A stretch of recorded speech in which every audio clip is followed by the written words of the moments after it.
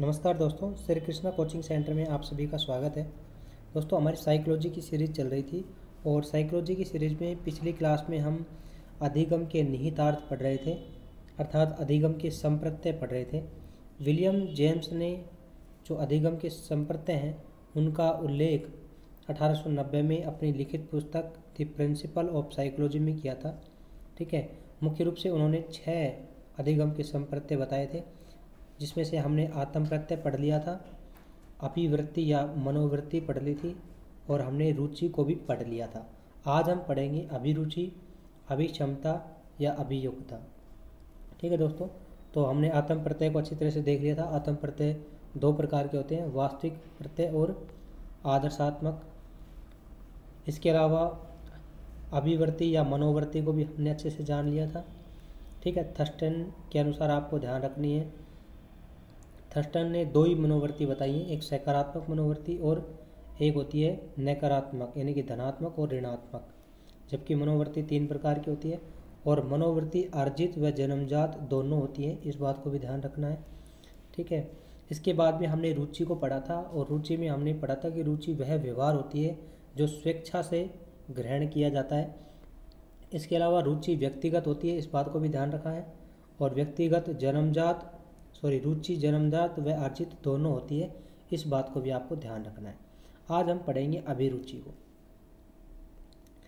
वैसे तो दोस्तों, अभिरुचि जो होती है वो रुचि का ही परिणाम होती है, यानी कि पहले रुचि होती है, उसके बाद में वो अभिरुचि बनती है। अभिरुचि को ही अपन अभियोग्यता या अभिक्षमता भी कहते हैं। इसी को इंग्लिश में एप्टीट्यूड कहा जाता है। किसी भी व्यक्ति का पद, व्यवसाय या परिस्थिति को उसकी अभिरुचि, अभियोग्यता या अभिक्षमता कहा जाता है। जैसे डॉक्टर, शिक्षक, किसान, वकील, इंजीनियर इत्यादि अभिरुचि के उदाहरण हैं। अभिरुचि को रुचि का भविष्य माना जाता है, अर्थात अभिरुचि भी जन्मजात व अर्जित दोनों होती है, इस बात को भी ध्यान रखना है। अभिरुचि के प्रकार में से दोस्तों बहुत बार प्रश्न आया हुआ है और सीधा एग्जाम्पल देके पूछता है कि बताओ इंजीनियर में किस प्रकार की अभिरुचि पाई जाती है, तो आपको बताना है यांत्रिक अभिरुचि।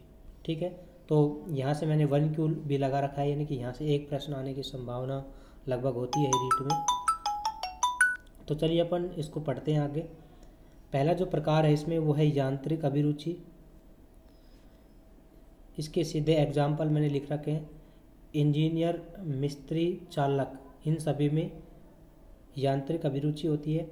इसके अलावा कलात्मक अभिरुचि, चित्रकला, मूर्तिकला, चित्रकार, मूर्तिकार, शिल्पकार, संगीतकार। दोस्तों, जितने भी कार हैं, पत्रकार और बेकार को छोड़कर जितने भी कार हैं वो सभी कलात्मक अभिरुचि के अंतर्गत परिगणित होंगे। पत्रकार में फिर कौन सी है, तो पत्रकार में दोस्तों शैक्षणिक अभिरुचि है, इस बात को ध्यान रखना है। ठीक है, शैक्षणिक अभिरुचि किन किन में होती है, शिक्षक, विद्यार्थी, पत्रकार, लेखक, दार्शनिक। ठीक है, ये शिक्षक वाला बहुत इंपॉर्टेंट है, आपको ध्यान रखना है कि शिक्षक में कौन सी अभिरुचि होती है, तो आपको बताना है शैक्षणिक अभिरुचि। ठीक है फ्रेंड्स, आगे बढ़ते हैं। संवेदनात्मक अभिरुचि तो होती है डॉक्टर में, पुलिस में, सेना में, वकील में, इन सभी में संवेदनात्मक अभिरुचि पाई जाती है। सामाजिक अभिरुचि तो सामाजिक अभिरुचि पाई जाती है समाज सेवी में, समाज सुधारक में और राजनेता में। ठीक है फ्रेंड्स, ये आपको ध्यान रखनी है। अगला हमारा जो टॉपिक है वो है आदत। जब भी किसी कार्य को हम पहली बार करते हैं तो वह कार्य हमारे लिए कठिन होता है, और यदि हम उस कार्य को बार बार करते रहते हैं तो उस कार्य का हमें अभ्यास हो जाता है, अर्थात वह हमारे स्वभाव में आ जाता है, और स्वभाव में आने के कारण वह सरल बन जाता है। अतः इसे ही क्या कहते हैं, आदत कहते हैं। अर्थात आदत कार्यों को सरल बनाने वाला व्यवहार है। गैरिट के अनुसार आदत वह उस व्यवहार को दिया जाने वाला नाम है जो इतनी अधिक बार दोहराया जाता है कि वह यंत्रवत हो जाता है। ये गैरिट की परिभाषा है दोस्तों। लाडेल के अनुसार आदत वह व्यवहार है जिसे व्यक्ति प्रारंभ में जानबूझकर या स्वेच्छा से करता है और फिर बार बार करते रहने पर वह स्वतः ही हो जाता है। लेकिन जो अगली परिभाषा आ रही है वो बहुत इंपॉर्टेंट है दोस्तों, रायबर्न की। रायबर्न के अनुसार सीखना आदतों के निर्माण की प्रक्रिया है। किसने कहा था, तो ये कहा था रायबर्न ने। ठीक है, इसको याद करना है अपने को। रायबर्न ने कहा था ये कि सीखना जो होता है वो आदतों के निर्माण की प्रक्रिया है। सामान्यतः आदतें दो प्रकार की होती है, एक अच्छी आदतें, एक होती है बुरी आदतें। आदतें हमारे चरित्र एवं व्यक्तित्व का निर्माण करती हैं, इसलिए जीवन में अच्छी आदतें अपनानी चाहिए। ड्यूक ऑफ वेलिंगटन के अनुसार आदत व्यक्ति का दूसरा स्वभाव होती है जो सामान्य स्वभाव से 10 गुना शक्तिशाली होती है। अब हम बात करते हैं वैलेंटाइन के अनुसार आदतों के प्रकार। वैलेंटाइन के अनुसार आदतें 7 प्रकार की होती हैं, इस बात को ध्यान रखना है। पूछा जा सकता है कि वैलेंटाइन के अनुसार निम्न में से आदतें कितने प्रकार की होती हैं, आपको बताना है 7 प्रकार की। दूसरा प्रश्न आपसे पूछा जा सकता है कि वैलेंटाइन के अनुसार निम्न में से आदतों के प्रकार नहीं है, और आपको वो 3 ऑप्शन यहाँ से दे देगा और एक ऑप्शन कोई भी अदर डाल देगा। ठीक है फ्रेंड्स, ये ध्यान रहनी चाहिए आपको। यांत्रिक आदतें, पहली जो आदतें होती है यांत्रिक आदतें, एग्जाम्पल जैसे कपड़ों के बटन बंद करना, टाई जूतों के फीते बांधना। आपने देखा होगा अपन जब भी बटन बंद करते हैं कपड़ों के तो अपन हमारा ध्यान अपनी और जगह पे होता है और अपन हाथ से ऑटोमेटिकली क्या करते रहते हैं, कपड़ों के बटन बंद करते हैं। खाना खाते समय देख लीजिए अपन कहीं पे भी ध्यान रहता है, लेकिन जो हमारा जो खाना होता है वो सीधा कहीं जाता है, मुंह में ही जाता है, हमारा हाथ सीधा मुंह में ही ले जाता है। टाई जूते बांधते समय देख लेना चाहिए आप, यानी कि जिनकी आप बार बार प्रैक्टिस करते रहते हो वो अपनी आदत में आ जाता है, वो हमारे स्वभाव में बन जाता है। तो कपड़ों के बटन बंद करना, टाई जूतों के फीते बांधना, ये सब यांत्रिक आदतों के अंतर्गत आते हैं। दूसरा है शारीरिक अभिलाषा संबंधी आदतें, जैसे चाय पीना, शराब पीना, धूम्रपान करना इत्यादि। इसके अलावा नाड़ी तंत्र संबंधी आदतें, नाड़ी तंत्र संबंधी आदतें बहुत सारी हो सकती हैं। दांतों से नाखून को काटना, पैर पर पैर रखकर बैठना, बैठे बैठे पैर हिलाना, सोते समय करवटें नहीं बदलना।